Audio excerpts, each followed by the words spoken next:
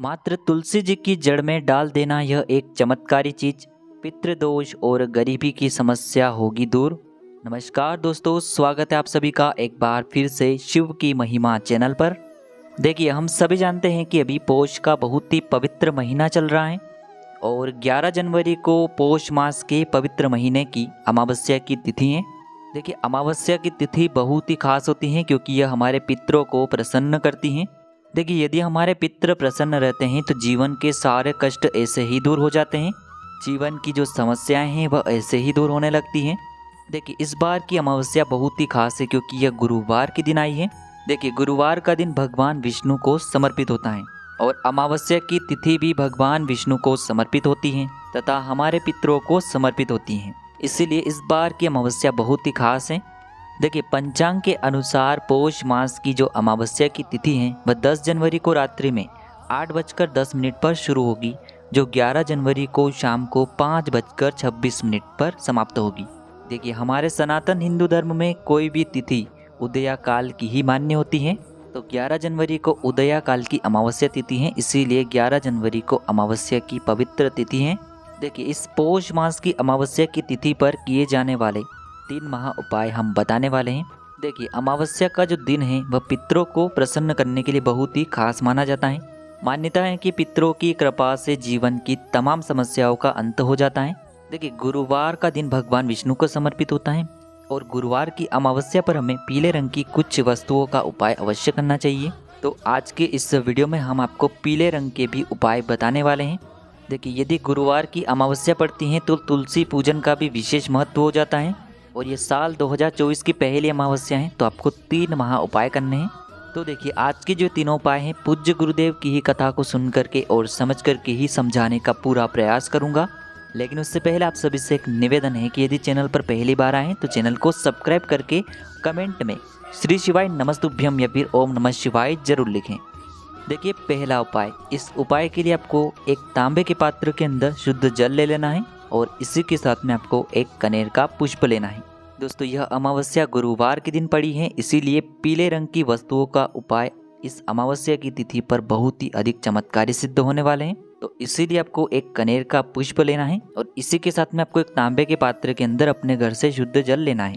अब देखिए, मात्र 2 सामग्रियां लेकर के आपको पहुंच जाना है भगवान शिव के मंदिर में।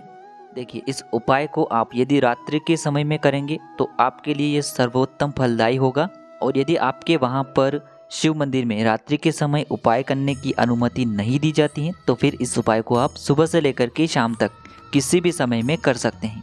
देखिए, सबसे पहले तो आपके पास जो 1 लोटा शुद्ध जल है तांबे के पात्र के अंदर, उसे आपको धीरे धीरे शिवलिंग पर अर्पित करते जाना है। श्री शिवाय नमस्तुभ्यम इस मंत्र का लगातार जाप करते हुए।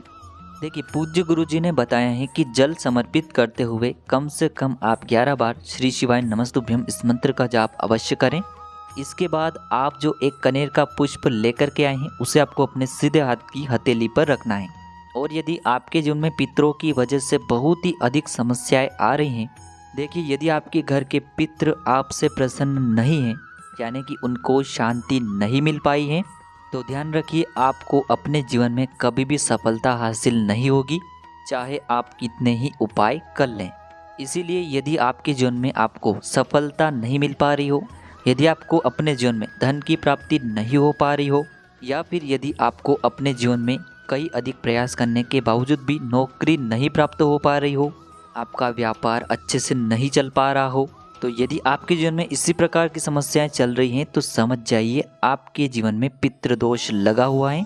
तो आपको इस अमावस्या की तिथि पर यह कनेर का पुष्प अपने सीधे हाथ की हथेली पर रखना है और महादेव से आपको अपनी प्रार्थना कर लेनी है और इस कनेर के पुष्प को आपको शिवलिंग पर अर्पित कर देना है।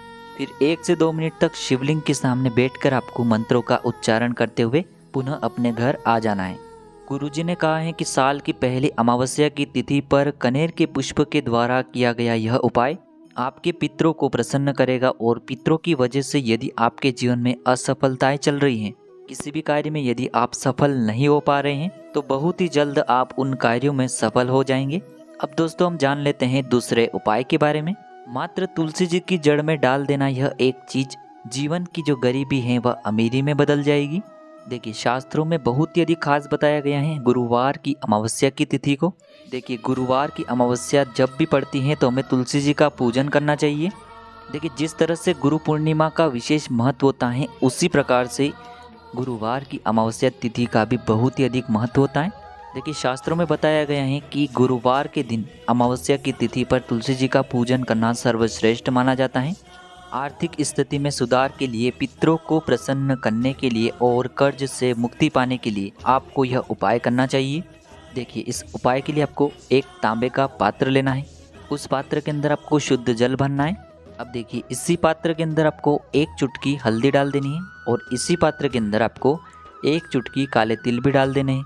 अब देखिए आपको तुलसी जी के वहाँ पर जाना है और आपका जो मुख है वो आपको पूर्व दिशा की ओर रखना है। अब देखिए आपको अपने घर में तुलसी जी का जो पौधा है वहाँ पर यह जल बिल्कुल पतली धारा के रूप में धीरे धीरे अर्पित करना है। ध्यान रखें आपको तांबे का जो पात्र है पूरा भरने की ज़रूरत नहीं है, क्योंकि तुलसी जी को हमें किसी भी प्रकार की हानि नहीं पहुँचानी है।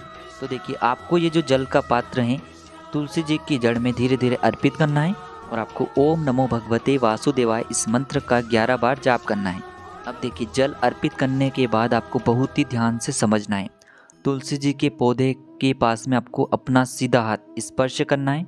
देखिए जल अर्पित करने के बाद तुलसी जी के पौधे के वहाँ पर आपको अपना सीधा हाथ स्पर्श करना है और आपकी जो भी विशेष कामना है, जो भी आपकी विशेष इच्छाएं, चाहे धन प्राप्ति को लेकर कोई भी आपकी मनोकामना हो, पितृदोष से जुड़ी हुई कोई भी कामना हो, या फिर आपके घर में जो कर्ज की समस्या है वह दिन प्रतिदिन बढ़ते जा रही हैं, जिस भी प्रकार की कामना है उन्हें आपको तुलसी जी को स्पर्श करके बोल देना है। निश्चित ही वह कामना परिपूर्ण हो जाएगी। तो देखिए यह उपाय जो है आपको सूर्यास्त के पहले पहले ही कर लेना है। सूर्यास्त के बाद यह उपाय आपको नहीं करना है। अब हम बात करते हैं तीसरे विशेष और अंतिम उपाय के बारे में। देखिए इस उपाय के लिए सबसे पहले तो आपको 2 दीपक ले लेने हैं।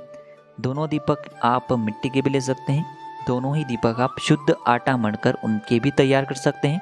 अब देखिए एक दीपक के अंदर आपको लंबी रुई की बाती का प्रयोग करना है, एक दीपक के अंदर आपको गोल रुई की बत्ती का प्रयोग करना है। अब देखिए दोनों ही दीपक में आप शुद्ध घी का प्रयोग भी कर सकते हैं, दोनों ही दीपक में आप सरसों के तेल का प्रयोग भी कर सकते हैं। अब देखिए पहला जो दीपक है जिसमें आपने लंबी बाती का प्रयोग किया है, इसे आपको प्रज्वलित करना होगा आपके घर में जहाँ कहीं भी मटका रखा हुआ होता है, आपके किचन में जहाँ कहीं भी पानी पीने का स्थान है, वहाँ पर आपको इस पहले दीपक को प्रज्वलित करना है और आपको ओम पितृ देवताभ्यो नमः इस मंत्र का जाप कर लेना है। पितरों से प्रार्थना कर लेनी है कि मेरे जीवन में जो भी रुकावटें आ रही हैं, जो भी समस्याएं आ रही हैं, उन्हें आप समाप्त करने की कृपा करें। देखिए ध्यान रखना है आपको इस दीपक को ऐसे ही नहीं रखना है। इस दीपक के नीचे आपको आसन के रूप में या तो चावल के दाने रखने हैं या फिर आपको गेहूं के दाने रख देने हैं और इस दीपक की जो बत्ती का मुख है वो आपको दक्षिण दिशा की ओर रखना होगा। अब देखिए दोस्तों दूसरा जो दीपक है उससे आपको पीपल की वृक्ष के वहाँ पर लेकर के पहुँचना है और इस दीपक को आपको अपना मुख पश्चिम दिशा की ओर रख कर के प्रज्वलित कर देना है और आपको शनि देव से प्रार्थना करनी है कि यदि आपके जीवन में शनि ग्रह की वजह से कोई भी समस्या आ रही है तो उसे समाप्त करने की कृपा करें। देखिए दोस्तों यह जो दोनों ही दीपक है आपको सूर्यास्त के बाद यानी कि रात्रि के समय में ही प्रज्वलित करने हैं, क्योंकि अमावस्या की तिथि पर रात्रि का विशेष महत्व होता है। इस प्रकार से आपको ये 2 दीपक प्रज्वलित कर देने हैं। पूज्य गुरुजी ने बताया है कि जो भी व्यक्ति अमावस्या की इस काली रात्रि में 2 दीपक इन 2 जगहों पर प्रज्वलित कर देता है तो उसके जीवन की जो भारी से भारी संकट हैं वह शनिदेव की कृपा से और पितरों की कृपा से बहुत ही शीघ्रता से दूर हो जाते हैं। तो दोस्तों यह थे पूज्य गुरुजी द्वारा बताए गए कुछ खास और विशेष उपाय। यदि आपको उपाय से जुड़ा किसी भी प्रकार का सवाल रहता है तो आप हमें कमेंट के माध्यम से पूछ सकते हैं। उपाय को करते समय आप किसी भी प्रकार की गलती न करें। श्री शिवाय नमस्तुभ्यम। हर हर महादेव।